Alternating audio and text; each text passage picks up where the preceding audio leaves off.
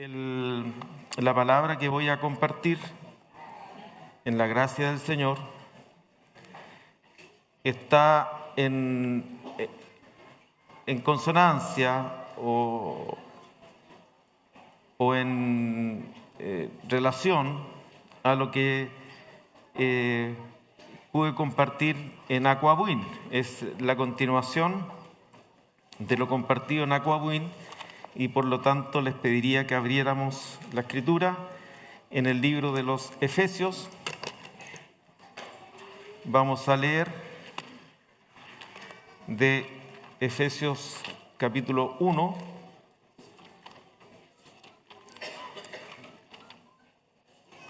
de los versículos 21 al 23.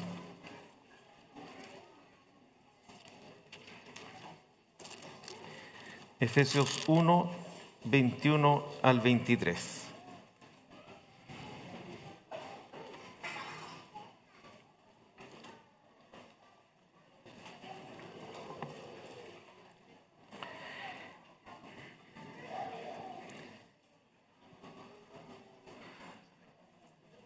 Sobre todo principado y autoridad y poder y señorío, y sobre todo nombre que se nombra no solo en este siglo, sino también en el venidero. Y sometió todas las cosas bajo sus pies, y lo dio por cabeza sobre todas las cosas a la iglesia, la cual es su cuerpo, la plenitud de aquel que todo lo llena en todo.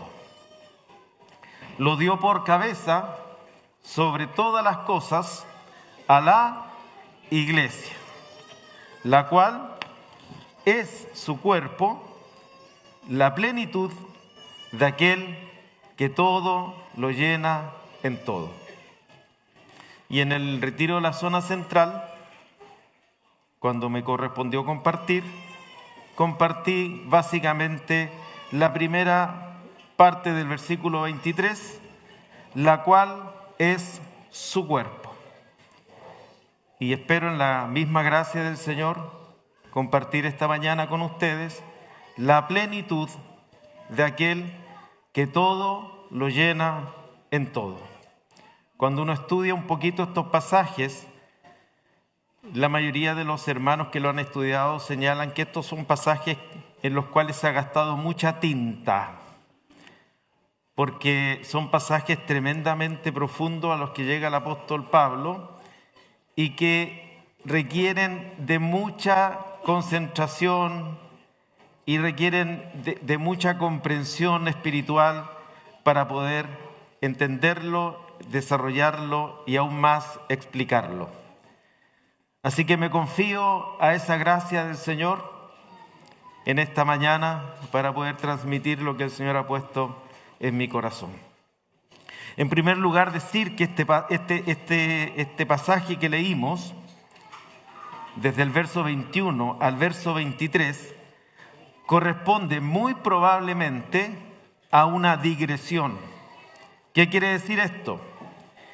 Que corresponde a un curso argumentativo que se desvía o que desvía la atención del lector respecto de lo que era el hilo del escrito, como si el hilo argumentativo, el hilo que está desarrollando el escritor, en este caso Pablo, va siguiendo una cierta secuencia y en un momento es como que se detiene y abre un espacio para explicar algo que le parece absolutamente necesario, pero lo que hace es desviarse un poquito de lo que venía diciendo. Y eso queda bastante claro, por ejemplo, cuando uno lee versículos anteriores. Tengan ahí su Biblia, por favor, porque vamos a ir leyendo. Por ejemplo, miren el verso 17, dice: para que el Dios de nuestro Señor Jesucristo, aquí está la oración de Pablo, una oración basada en todo lo que él explicó desde el verso 3 al verso 15, basada en esa comprensión gloriosa que presentan esos primeros versículos. Dice: para que el Dios de nuestro Señor Jesucristo, ¿Quién es este Dios de nuestro Señor Jesucristo? El Padre de gloria, que también podríamos leerlo como el Padre glorioso. No solo en el sentido que Él da gloria, sino que es glorioso en sí mismo. El Padre de gloria, el Padre que da la gloria, pero el Padre que también es glorioso. El Padre de gloria os dé. Miren la oración del apóstol. Os dé espíritu de sabiduría y de revelación en el conocimiento, o más propiamente tal, en el pleno y profundo conocimiento de Dios. Ya esta oración de Pablo a uno lo compunge, porque quiere decir que el apóstol tiene un ruego por todos los creyentes para que los creyentes, independiente de su edad, independiente de su condición, independiente de su situación étnica, tengan un conocimiento profundo de Dios. ¿No les parece eso maravilloso? Conocer a Dios. Esta es la vida eterna. Que te conozcan a ti, el único Dios verdadero, y a Jesucristo, a quien has enviado. Y Pablo sabe que hay un espíritu de sabiduría y de revelación que nos puede dar ese conocimiento. Y señala en el verso 18, alumbrando los ojos de vuestro entendimiento, más propiamente tal, en el original dice los ojos de vuestro corazón,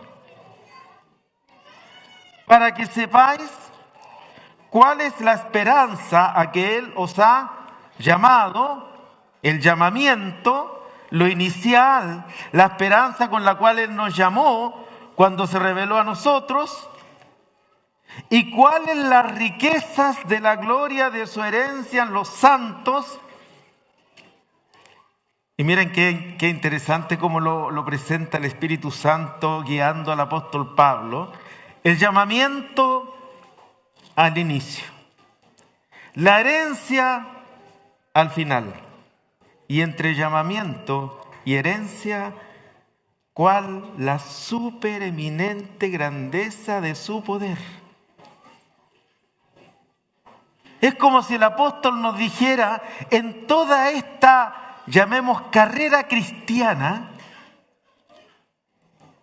en todo este desafío desde el llamamiento a la herencia, los ojos del entendimiento, los ojos del corazón se deben alumbrar para que sepamos cuál es la supereminente grandeza de su poder para con nosotros los que creemos. Y entonces uno dice, la verdad que hasta aquí va claro lo que va diciendo el apóstol. Pero a partir de aquí comienza a profundizar en aquello que un autor lo plantea así, en aquello que entre llamamiento y herencia es fundamental para nosotros. Comienza a profundizar por la necesidad nuestra, porque el poder del cual está hablando aquí es para con nosotros los que creemos. Es un poder que implica que nuestros ojos del entendimiento, del corazón, deben ser alumbrados para conocerlo, para saberlo. Y parece que el apóstol a partir de aquí empieza, porque si uno lee, podría leer del siguiente modo: ¿cuál es la esperanza que Él os ha llamado? ¿Cuál es la riqueza de la gloria de su herencia en los santos? ¿Y cuál la supereminente grandeza de su poder? Y ahí queda claro, ¿ve? Estos tres aspectos. Pero comienza a partir de esta declaración maravillosa. cuál la supereminente grandeza de su poder para con nosotros los que creemos, y empieza a describirla. ¿Se fijan, hermanos? Que empieza como a abrir, como a aperturar un conocimiento que el apóstol lo considera absolutamente fundamental para aquellos creyentes y, por supuesto, para nosotros también.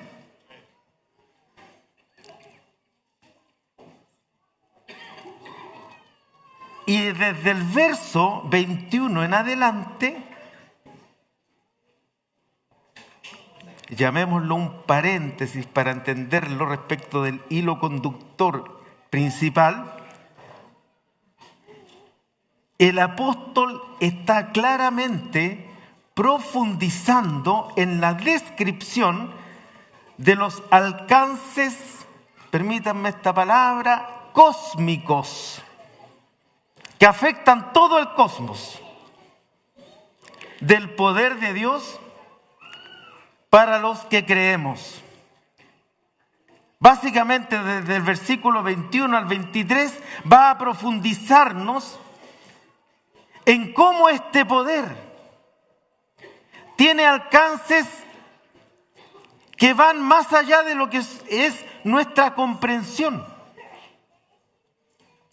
Porque parece que algunas frases que está diciendo antes de estos versículos le parecieran necesarias de aclarar. Es como si tuviese en mente el apóstol que frases como la supereminente grandeza de su poder, o frases como la operación del poder de su fuerza, ambas contenidas en el versículo 19, fueran necesarias aún más de ser profundizadas. Cuando el apóstol dice la supereminente grandeza de su poder, indica que el poder de Dios es extremadamente elevado, incomparablemente superior a todo lo demás, incomprensible, sin la iluminación que el Padre glorioso puede efectuar en nuestro entendimiento para comunicarnos no solo un conocimiento particular, sino para afectar con la naturaleza de su poder a nosotros los que creemos.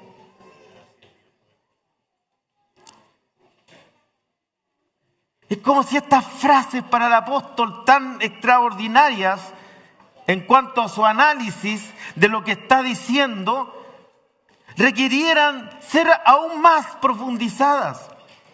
Con la segunda frase, la operación del poder de su fuerza, que parece una reiteración de lo anterior, pero no lo es. Describe la energía sobrenatural de Dios el Padre, quien con legítima autoridad en la realización de una determinada actividad, en este caso, esta energía, ¿sabe dónde está descrita? Ni más ni menos que es la que se ejerció en Cristo, resucitándole de los muertos. La operación del poder de su fuerza, y aunque lo reitere y lo vamos a ver un poquito más adelante, la cual operó, la operación que operó en Cristo. Y dice dónde y cuándo operó en Cristo.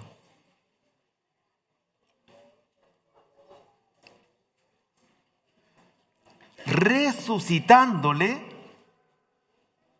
de los muertos. Hermanos, notamos que cuando empieza a hablar de la supereminente grandeza de su poder para con nosotros, Pablo empieza a profundizar a qué poder se está refiriendo. Es ese poder, esa energía que actuó resucitando a Cristo de entre los muertos. Dios mío. Hermanos, ¿Qué nos está diciendo el apóstol hasta aquí?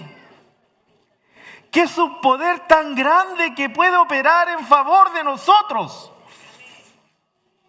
que sin la comprensión iluminada por el Espíritu Santo no es posible entenderlo.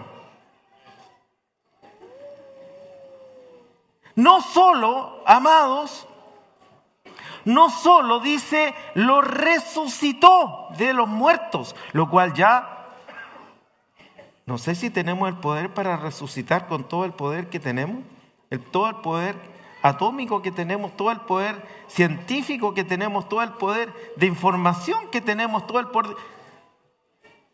¿Se podrá resucitar a alguien?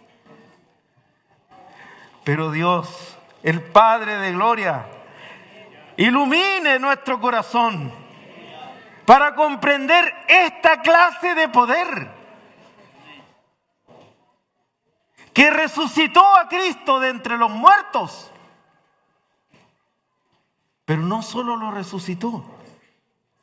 ¿Qué hizo?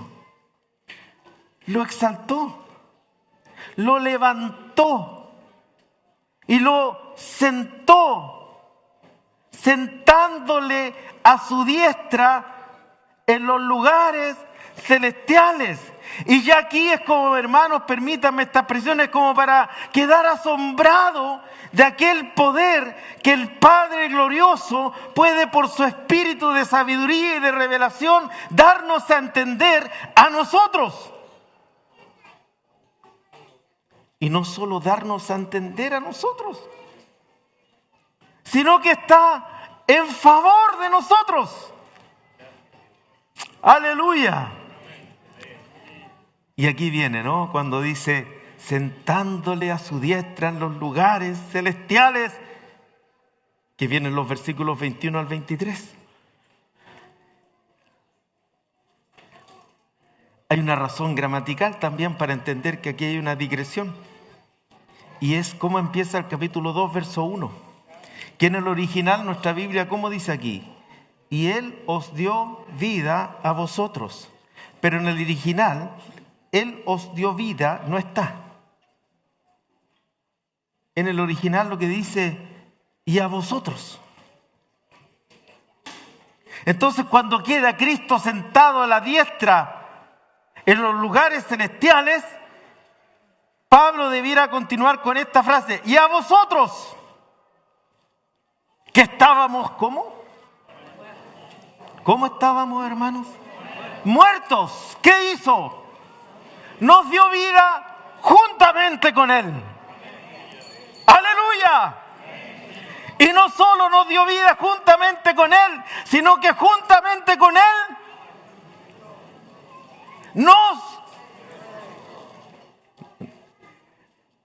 No lo creo. Es demasiado glorioso. Es demasiado impactante. Es demasiado sorprendente para que Pablo dijera, sentándolo en lugares celestiales a su diestra, y a vosotros, cuando estábamos muertos en delitos y pecados, nos dio vida juntamente con Él, y con Él nos resucitó y nos sentó en esos lugares celestiales. Ay, sí que se necesita espíritu de sabiduría y revelación, porque yo no puedo dejar de pensar en las papas de la comida, pues, hermano. No puedo pensar en las dificultades de mi trabajo. No puedo pensar en los truenos,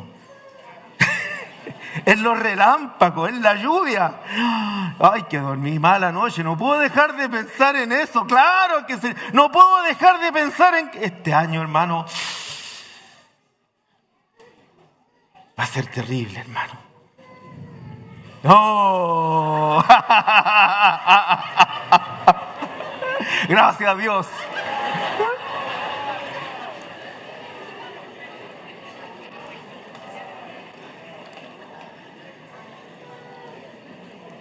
Bueno, prepárense porque lo que sigue es la lluvia. No, espero que no.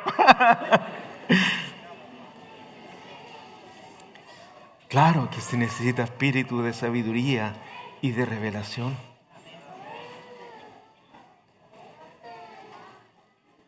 para comprender la clase de poder. Y es aquí cuando está en el verso 20, sentándole a su diestra en los lugares celestiales donde, como dice un autor, el apóstol con un corazón encendido, con un corazón de fuego, arremete, toma dirección y arremete con una declaración extraordinaria, porque dice, sentándole a su diestra en los lugares celestiales, y lo hace de dos maneras. En el verso 21, cuando dice aquí, en nuestra versión dice, sobre todo principado, otras versiones que son un poquito más certeras respecto del término que se ocupa aquí, debiera decir muy por encima. ¿Dónde está Él?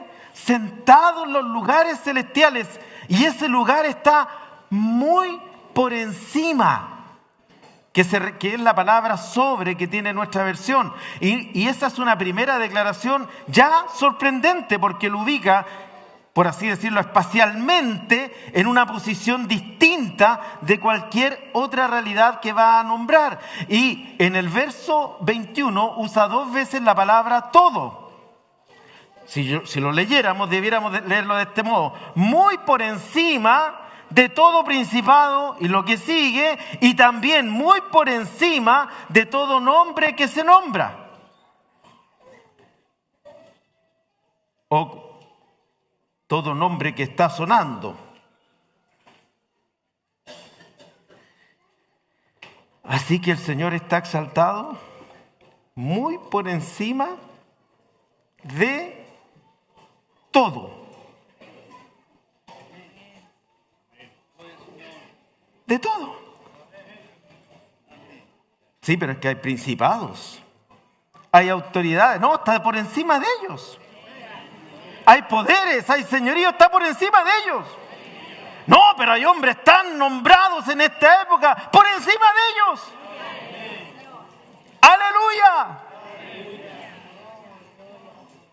Y cuando pareciera que este poder queda evidenciado en esta resurrección y exaltación y muy por encima de todo, Pablo dice en el verso 22, y sometió.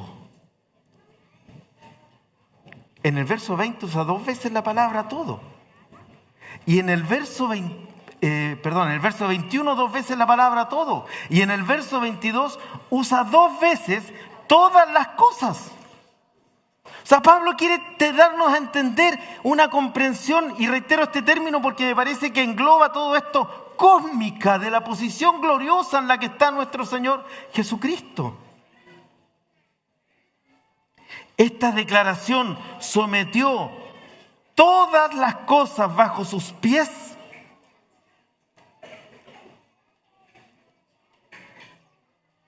Es una definitiva afirmación de que Jesús es el Señor de todo.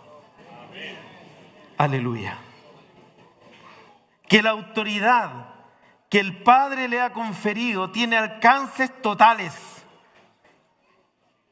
Todas las cosas. Y es en medio de esta descripción gloriosa de Cristo que, guiado por el Espíritu Santo, inspirado por el Espíritu Santo, ha llegado el momento, en medio de esta asombrosa descripción de lo sucedido con el crucificado, ha llegado el momento de mostrar cuál es el lugar de la iglesia.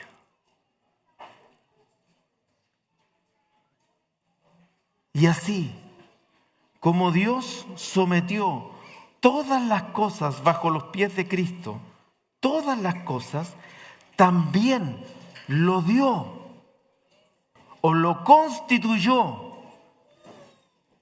por cabeza sobre todas las cosas, ¿a quién? Primera referencia a la iglesia en el libro de Efesios de las que hay. La primera aparece aquí.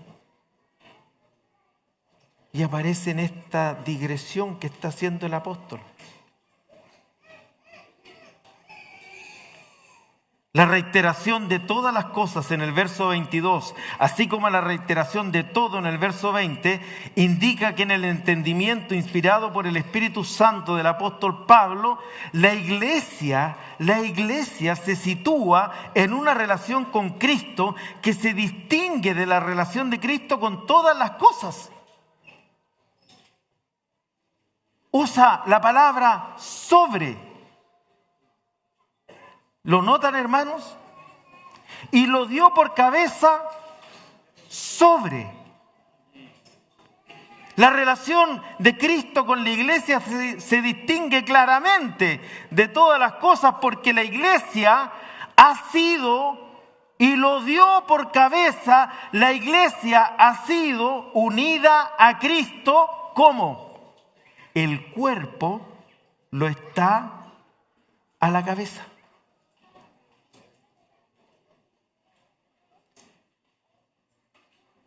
Y en esta imagen, y lo vamos a comparar con 2 versículos de Colosenses, en esta imagen se está enfatizando la vinculación de Cristo con la iglesia como cabeza, pero permítame la expresión, como cabeza suprema. Fíjense, vamos un poquito a Colosenses. Hay 2 afirmaciones en Colosenses que están en contextos separados y que se refieren a Cristo como cabeza. Una es Colosenses 1:18, que está insertada en este glorioso himno cristológico de Colosenses, y dice el 1:18, y Él es la cabeza del cuerpo que es la iglesia. Y comparen esto del 1:18 con el 2:10. En el 2:10 aparece también que Cristo es la cabeza y dice, y vosotros estáis completos en Él, que es la cabeza de todo principado y potestad. Entonces, si uno lee solo Colosenses, uno podría decir, bueno, Cristo es tanto cabeza de la iglesia como de todo principado y potestad. Pero lo que ocurre aquí en Colosenses es que están en contextos separados. Está el apóstol tratando asuntos distintos. Pero en Efesios lo está tratando en un mismo contexto. Está colocando la iglesia en un mismo contexto respecto de todas las cosas, y por eso el apóstol usa en Efesios, el versículo que estábamos leyendo, en Efesios 1:22, y lo dio por cabeza sobre todas las cosas. ¿Se fijan, hermanos, ese lindo detalle? En Colosenses la referencia a Cristo como cabeza del cuerpo y Cristo cabeza de todo principado y autoridad. Pero en Efesios, cuando están unidos, principado, autoridad y la iglesia, el apóstol coloca esta preposición sobre.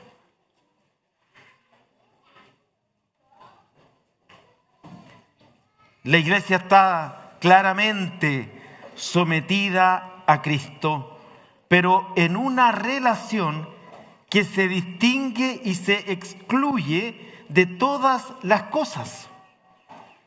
¿Y saben qué consiste la diferencia? En que la iglesia voluntariamente, no por fuerza, le ha declarado a Él como el Cristo, el Hijo del Dios viviente. Aleluya. Y ha quedado unida a Él vital y orgánicamente, compartiendo la misma vida de la cabeza. La vida de la cabeza, que es Cristo, le está siendo suministrada para que la iglesia como cuerpo pueda crecer con el crecimiento que da Dios. Fíjense volvamos a Colosenses un poquito, en Colosenses 2:19 dice, y no haciéndose de la cabeza, en virtud de quien todo el cuerpo, nutriéndose y uniéndose por las coyunturas, crece con el crecimiento que da. ¿Qué ocurre con el cuerpo? Siendo nutrido y siendo unido. Crece con el crecimiento que da Dios, haciéndose o tomándose desde la cabeza. Y en Efesios 4:15 también lo dice de una manera que nos ayuda en esta comprensión, sino que siguiendo la verdad en amor, crezcamos en todo en aquel que es la cabeza. El cuerpo debe nutrirse, el cuerpo debe crecer asido a la cabeza, desde la cabeza, nutriéndose con esa vida. Pero veamos esta misma verdad de otro modo. De otro modo quiere decir que no todo lo que ocurre en el cuerpo de Cristo, que es la iglesia, se conforma a la cabeza. Y claramente, hermanos, claramente, las enemistades, las divisiones, en suma, las carnalidades de nuestro viejo hombre no se corresponden con la naturaleza del nuevo hombre creado según Dios.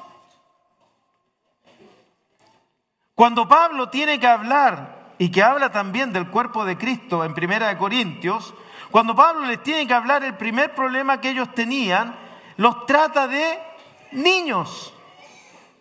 Miren, 1 Corintios capítulo 3, solamente para mirar la referencia. 1 Corintios capítulo 3. De manera que yo, hermanos, no pude hablaros como a espirituales. No pude traspasarles un conocimiento de Dios. Eso es lo que está diciendo aquí. No pude traspasarles un entendimiento de Dios, una sabiduría en el conocimiento de Dios. Y la razón por la cual no pudo nutrirles, permítame la expresión, con la cual no pudo unirles, con la cual no pudo traspasarles vida era esta.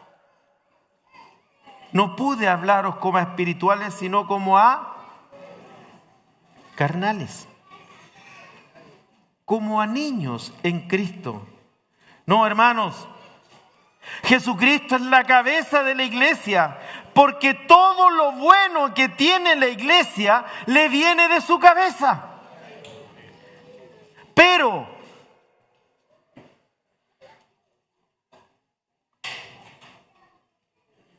todo lo que en el cuerpo se produce, que no se corresponde con la cabeza, no viene de Cristo. Jesucristo da a su cuerpo todo lo bueno, sin recibir nada malo de lo que tenga ese cuerpo.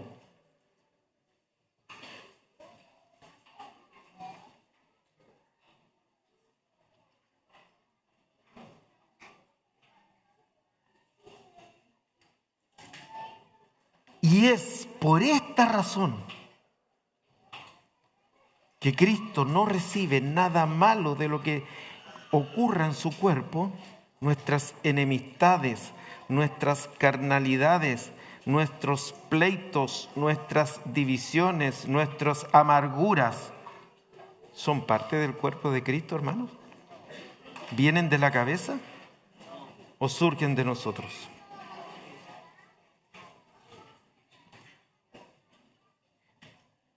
Y es por esta razón que el apóstol llama nuestra atención, luego de declarar en el verso 23 del capítulo 1 de Efesios, la cual es su cuerpo, hacia una segunda expresión.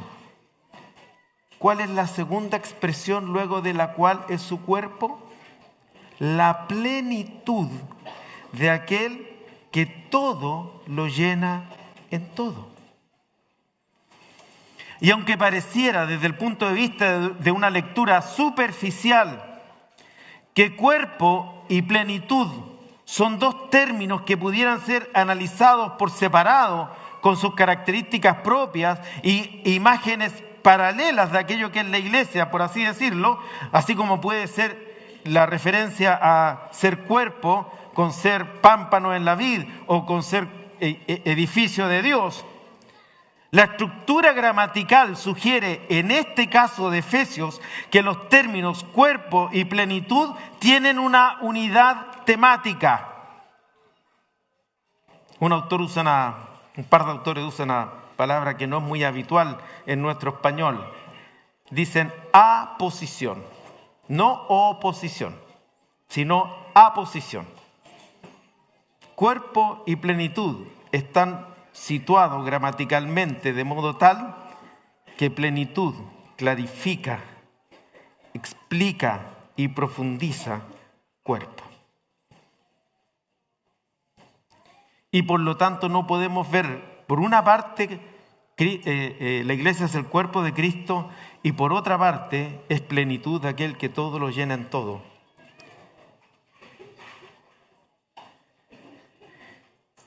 De tal forma que es posible considerar que plenitud se aplica o se atribuye a cuerpo. Y por tanto,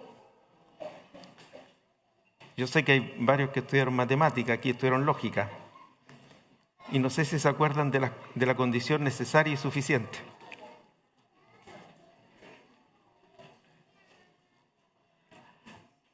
Y por tanto, el cuerpo de Cristo es condición necesaria para la suficiente plenitud del que está muy por encima de todo.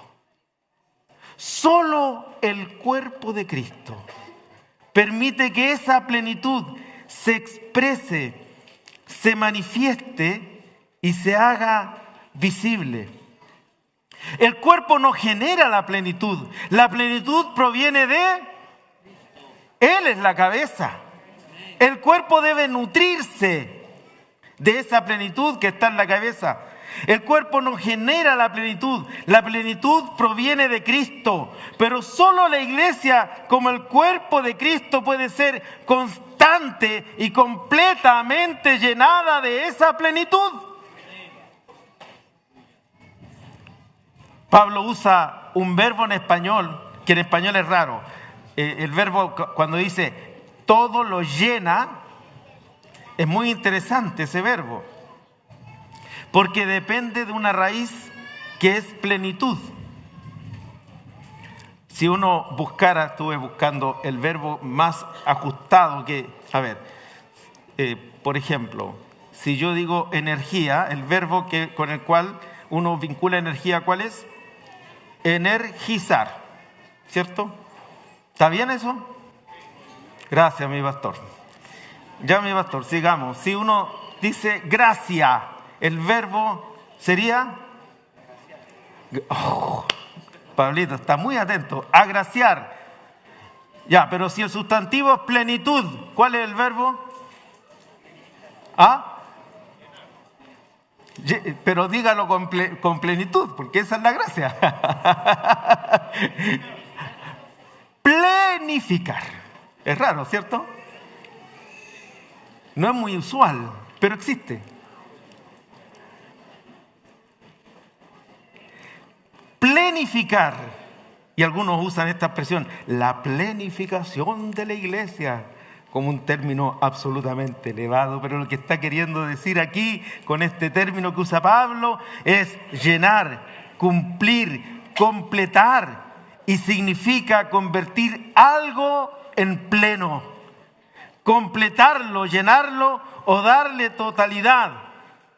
Por lo que el verso 23 cuando dice, la cual es su cuerpo, adquiere sentido en tanto se verifique en él como cuerpo la plenificación. Solo adquiere sentido el cuerpo de Cristo en la medida, por así decirlo, que Él lo esté llenando.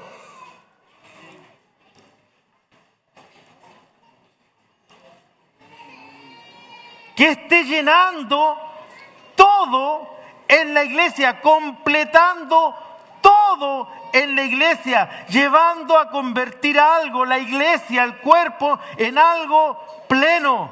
Hermanos, ¿no es el lema del retiro presentársela a sí mismo? Él la está llenando para presentársela a sí mismo. O dicho de otro modo, Él la está llenando para sí. ¡Aleluya! La plenitud de Él es para Él. Presentársela a sí mismo. Una iglesia gloriosa. ¿De dónde recibe gloria la iglesia? ¿No es de Cristo mismo? ¿Y para qué recibe esa gloria? No es sino para el cumplimiento de Apocalipsis 21 del 9 al 11, que ya se ha leído, pero lo reitero en el marco de lo que estoy compartiendo. No es para el cumplimiento de aquello. Ven acá, yo te mostraré la desposada, la esposa del Cordero. Y me llevó en el espíritu a un monte grande y alto, y me mostró la gran ciudad santa de Jerusalén, que descendía del cielo de Dios. Y miren la descripción maravillosa: teniendo la gloria de Dios. ¿De dónde recibe gloria la iglesia? De su cabeza. Aleluya. ¿Y para qué recibe esa gloria? Para ser mostrada en esa gloria como la desposada del Cordero.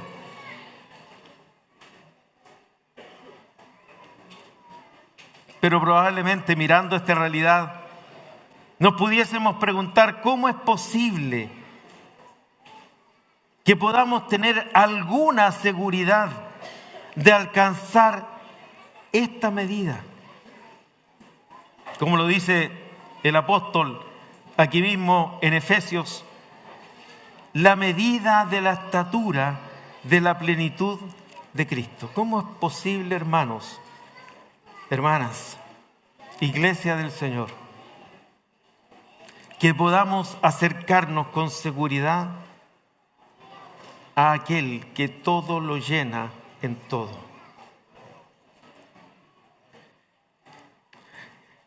Hay en estos primeros capítulos, o en el primer capítulo de Efesios, hay un lenguaje inspirado por el Espíritu Santo.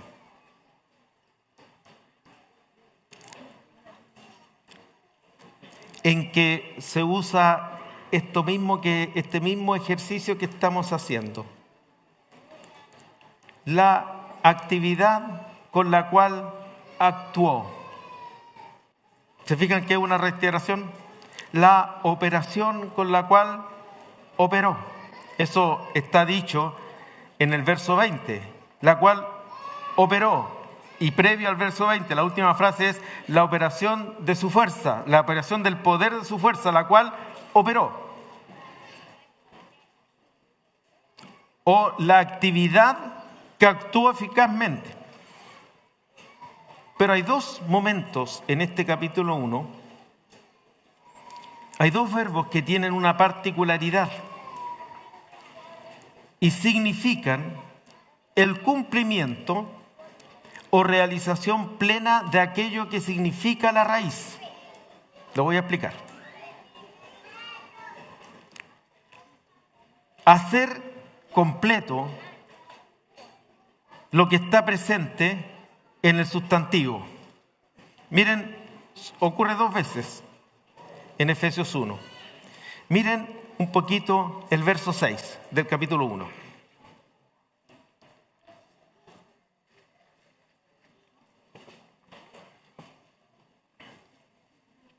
¿Qué dice el verso 6? Para alabanza de la gloria de su gracia, con la cual nos hizo aceptos en el bien.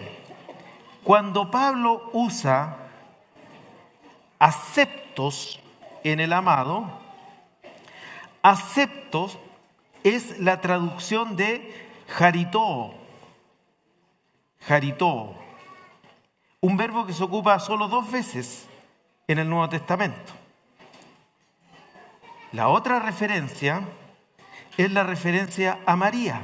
En Lucas 1:28, cuando el ángel Gabriel le dice a María, salve muy favorecida. ¿Qué le está diciendo? Charitó. Y este verbo tiene esta particularidad. Significa el cumplimiento o realización plena de aquello que la raíz significa. ¿Qué significa charis? Gracia. Entonces, ¿qué significaría charitó? Llena de gracia. Así que cuando alguien dice que María está llena de gracia, dice bien, pero no dice todo. Porque cuando Pablo dice que fuimos aceptos en el amado, la palabra para aceptos también es charitó.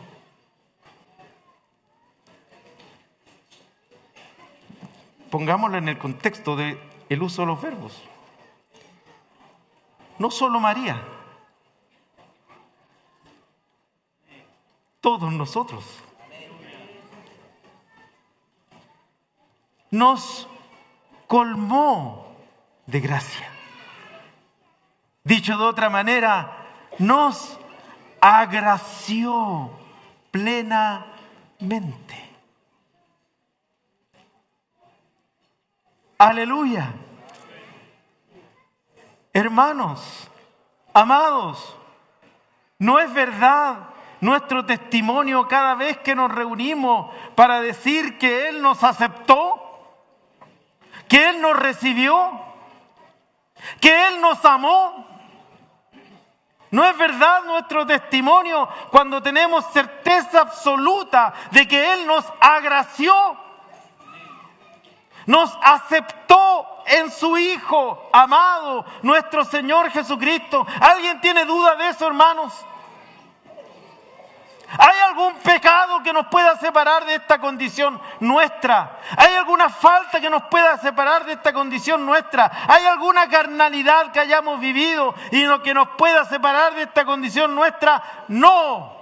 ¿Por qué? Porque cuando Él nos recibió, nos agració, nos llenó de gracia en Cristo Jesús. Aleluya. ¿Qué cambia? Permítanme esta explicación o esta exhortación. ¿Qué manera de cambiar el entendimiento cuando yo veo a mi hermano, a mi hermana, acepto, agraciado en Cristo? Y lo dejo de ver como un desgraciado, porque ahora está agraciado. Así que si usted tiene la alegría, la dicha de tener a su esposa por ahí al lado, usted le puede decir qué agraciada eres. Y cuando su hijo se levanta en la mañana, usted le puede decir qué agraciado eres. Tienes que hacer la cama, sí, pero eres agraciado. Tienes que estudiar, pero eres agraciado. Amén. Charitó de charis.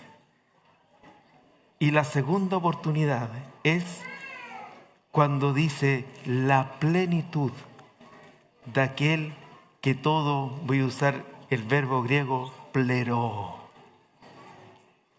Aleluya. No soy yo, no son mis fuerzas, no es mi recurso, es el poder de Él. Aleluya.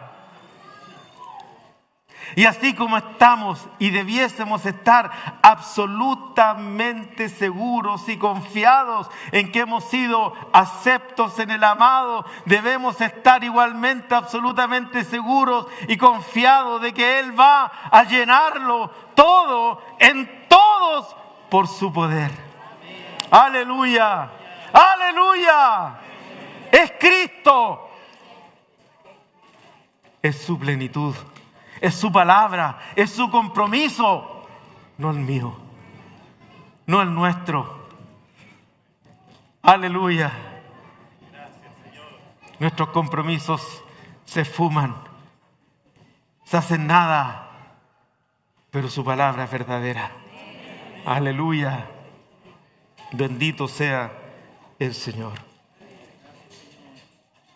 De las referencias al término plenitud presente en estas dos cartas que hemos estado mirando, Colosenses y Efesios, referencias que son 5 en total, y que 2 están en Colosenses y 3 en Efesios. Es claro, muy claro apreciar lo siguiente, que todas aquellas que están en Colosenses nos muestran algo, que la plenitud reside en Cristo. Agradó al Padre que en Él, que en Cristo, habitase toda plenitud. Esa es una de los dos versos. Si alguien está tomando nota, es el 1:19. Y la otra es en el 2:9, cuando dice, en Él habita corporalmente toda la plenitud de la deidad. Por lo que dicha plenitud es totalmente divina y habita plenamente en Cristo de manera permanente. En tanto, en aquellas referencias que aparecen en Efesios, la plenitud se comunica, se experimenta en el crecimiento del cuerpo de Cristo. Si las referencias en Colosenses podemos llamarlas plenitud referida a Cristo, las referencias en la carta a los Efesios debiéramos llamarlas la plenitud referida a la iglesia. Y por tanto, ¿cómo aquella plenitud de Dios en Cristo se hace visible en la historia de la iglesia por medio de su cuerpo?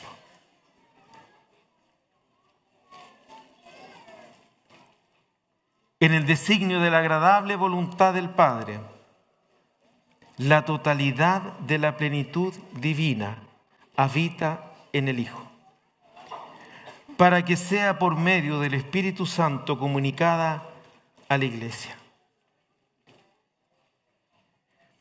Y hay un pasaje que es Efesios capítulo 3, versos 16 al 19, que tiene claramente este sentido, permítanme el término trinitario. Fíjense, 3:16 de Efesios. Para que os dé conforme, ¿quién es el que da? El Padre de nuestro Señor Jesucristo. El Padre os dé conforme a las riquezas de su gloria, el ser fortalecidos con poder en el hombre interior por su Espíritu. Y quiten el numerito del versículo. El Padre os dé el ser fortalecidos en el hombre interior con su Espíritu. ¿Para qué? Para que habite, ¿quién? ¿Para que habite quién? Uy. El Padre os dé ser fortalecidos por su Espíritu en vuestro hombre interior, para que habite Cristo.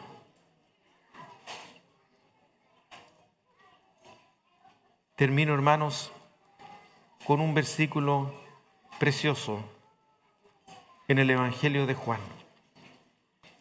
Juan capítulo 16.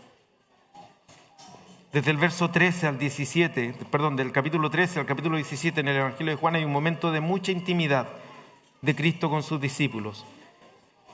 Y hay dos escenarios distintos que están claramente identificados desde en el verso 14, el último versículo del capítulo 14, el verso 31, cuando dice: levantaos, vamos de aquí. Y muchos sugieren que un primer ambiente se da en el entorno de la intimidad de la casa y un segundo ambiente se da en el entorno de los últimos momentos de nuestro Señor. Y es en el entorno de los últimos momentos de nuestro Señor, probablemente en el huerto, en el momento de intimidad con sus discípulos o en un ambiente de esta naturaleza, que el Señor habla nuevamente sobre el Espíritu.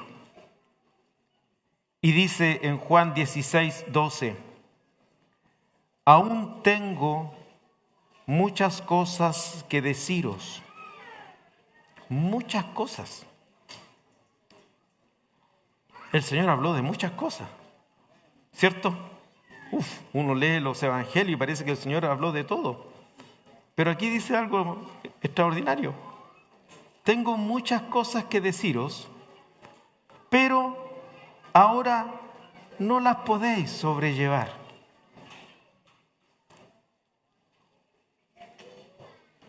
Como cuando a uno le empiezan a hablar ciertas cosas y uno dice: esto no lo entiendo para nada.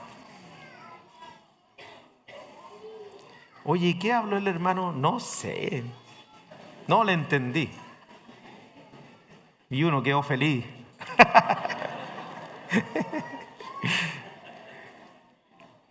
Bueno, dejen contarle una anécdota. Estábamos en un entierro con un hermano muy amado y el hermano fue con su hijita.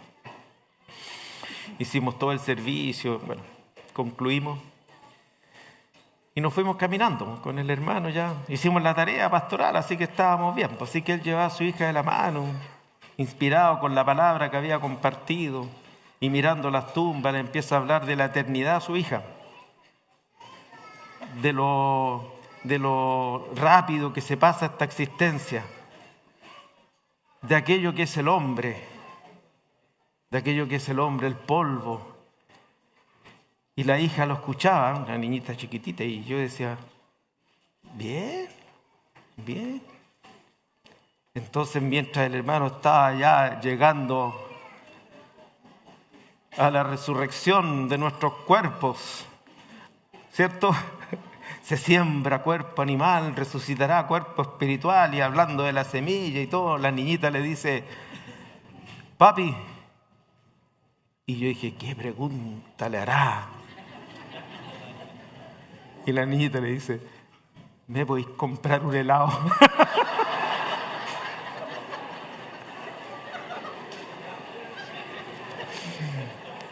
Voy a tomar agua mejor.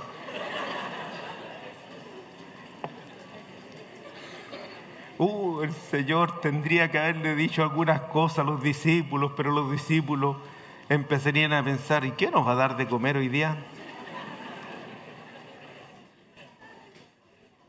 Pero miren, hermanos, lo que ocurre aquí. Verso 13: pero cuando venga el Espíritu de verdad, aleluya, Él os guiará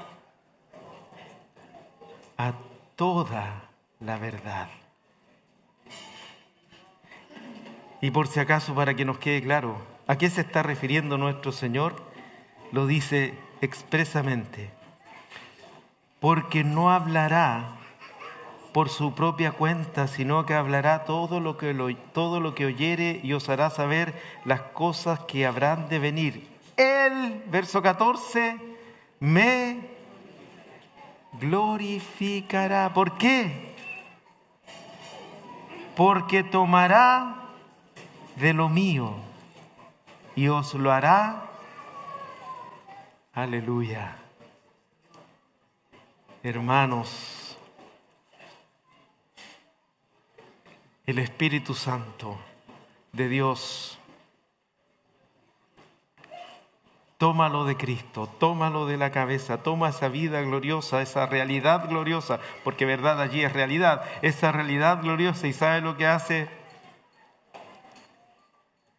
A mí, a usted, que nos cuesta tanto.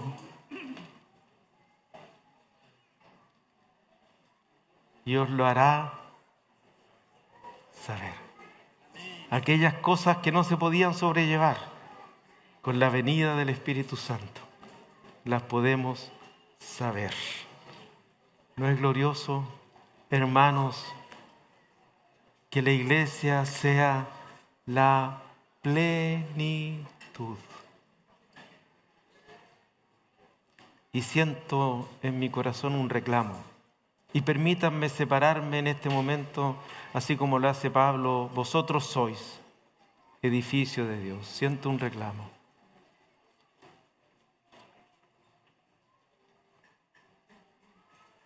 El reclamo es que Dios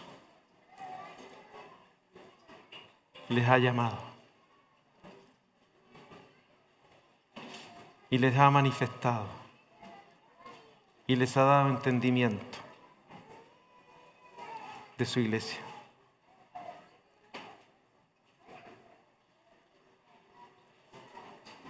Y nosotros nos hemos conformado con lo poco.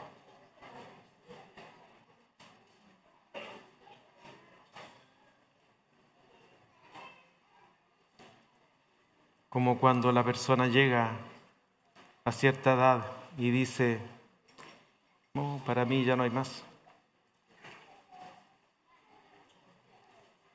Dios ha querido levantar un testimonio de su plenitud en medio de ustedes.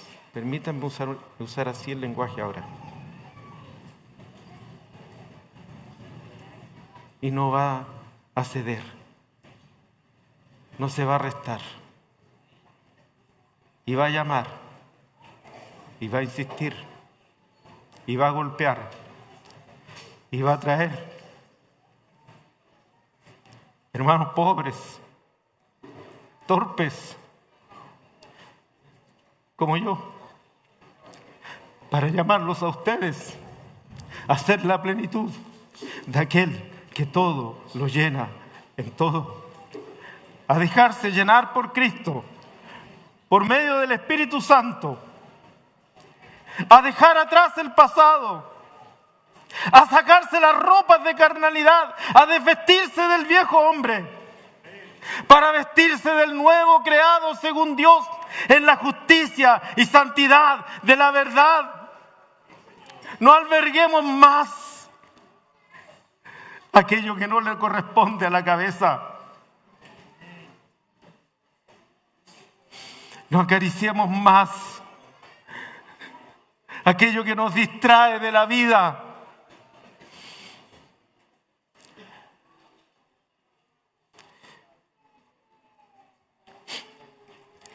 No hay nada más importante, más fundamental, más trascendente para nosotros que no sea crecer a la medida de la estatura de la plenitud de Cristo.